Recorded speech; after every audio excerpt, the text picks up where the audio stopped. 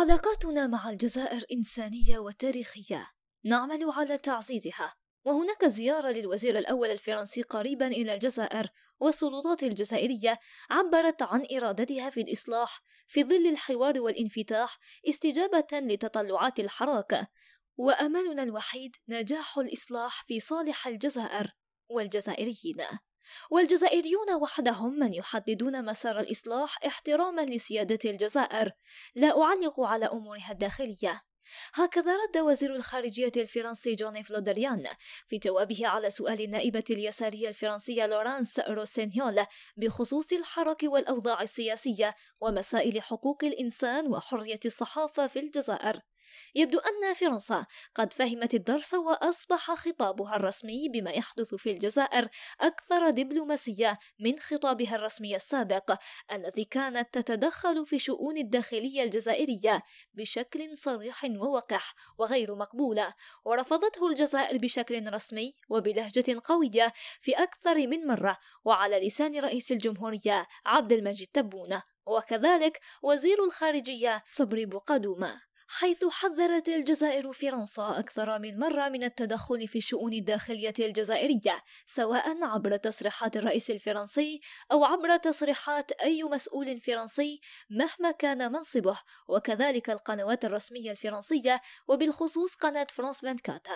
نعم، فوزير الشؤون الخارجية الفرنسي جون-يves لو دريان رد على سؤال النائبة الفرنسية بشكل أكثر دبلوماسية، وكأنه يغازل الجزائر ولا يريد أحداث أزمة دبلوماسية جديدة بين الجزائر وفرنسا.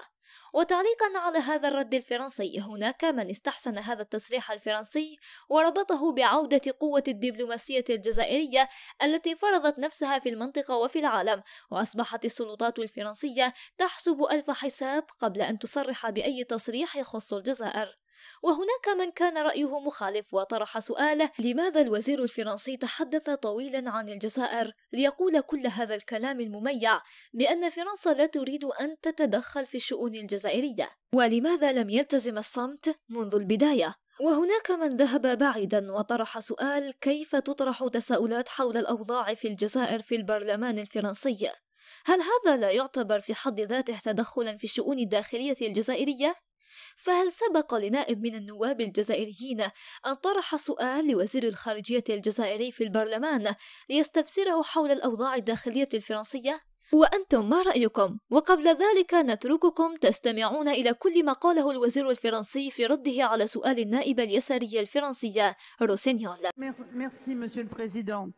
Je souhaite d'abord associer à cette question, bien sûr, mes collègues les plus proches qui sont là, et également mon ami Olivier Léonard, sénateur de l'Essonne, qui vous avait déjà, Monsieur le ministre des Affaires étrangères, interrogé sur la situation de l'Algérie. Il y a 2 ans est né en Algérie un mouvement citoyen, pacifique, mixte, qui constitue un immense espoir pour la jeunesse algérienne. Ce mouvement, que demande-t-il? Un pouvoir civil, des libertés démocratiques, un meilleur partage des richesses et la fin de la corruption. Bref, un avenir. Depuis quelques mois, à la faveur de la crise sanitaire, la répression s'est abattue sur ce mouvement.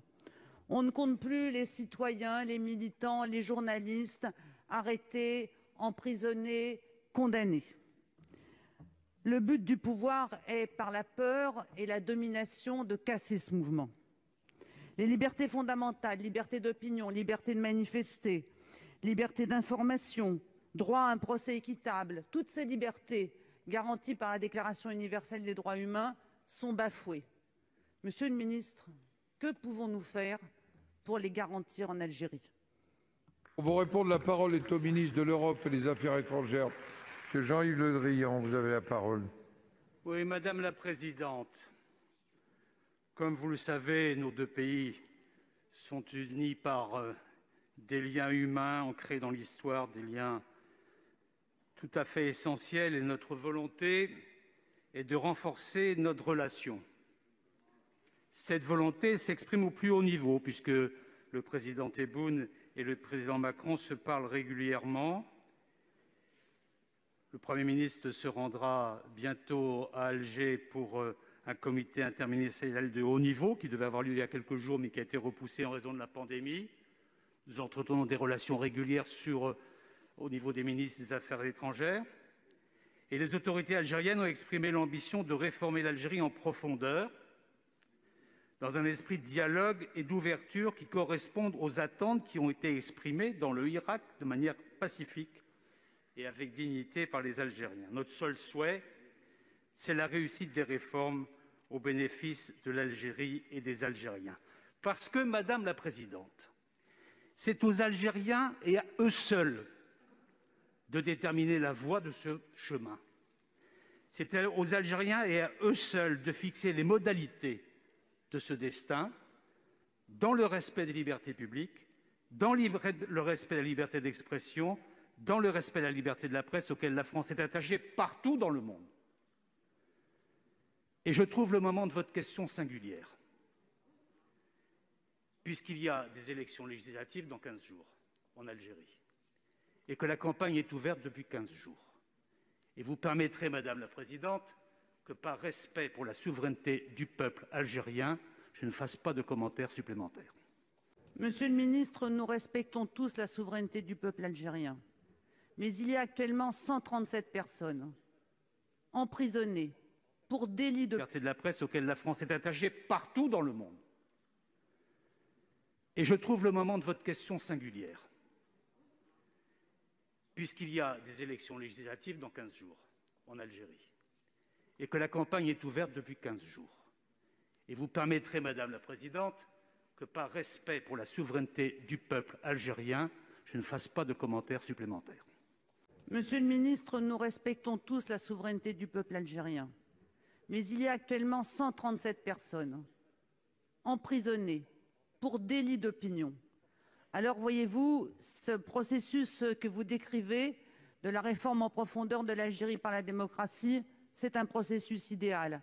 C'est celui dont nous rêvons tous. Mais il n'a pas lieu. Ce qui se passe actuellement en Algérie, c'est l'inverse d'un processus de réforme.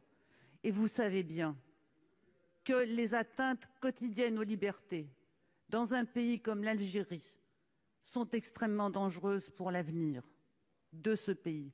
La jeunesse algérienne aujourd'hui est sans avenir. Elle le sait, elle le ressent. Et qu'est-ce qui se passe-t-il? Elle fuit massivement. Savez-vous que depuis l'année dernière, c'est 50% de plus de jeunes Algériens qui ont quitté l'Algérie pour rejoindre les côtes de l'Europe. Ce qui se passe en Algérie, c'est notre cœur.